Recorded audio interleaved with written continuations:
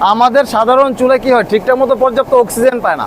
Oxygen না পাওয়ার কারণে ধাউ ধাউ করে জ্বলতে পারে না, অনেক সময় ধোয়া হয়, কালি হয়। হ্যাঁ। আমরা যেটা করি, অক্সিজেনের মাধ্যমে যে কালি যে হয়, কার্বনটা ধ্বংস করে দেয়, কার্বনটা নিঃসরণ হয়ে যায়, যার কারণে পর্যাপ্ত পরিমাণ অক্সিজেনের কারণে ধাউ ধাউ করে একদিক থেকে জ্বলে, আরেকদিকে ধোয়া কালি কোনো কিছুই হয় না। এবং মানে অক্সিজেনটা ভাই দিবেন কেমনে? এই যে দেখেন আপনার এখানে আমরা চুলার সাথে একটা ফ্যান ফিট করে দিয়েছি। ও, চুলার লগে আবার ফ্যানও আছে? জি, ফ্যান আছে।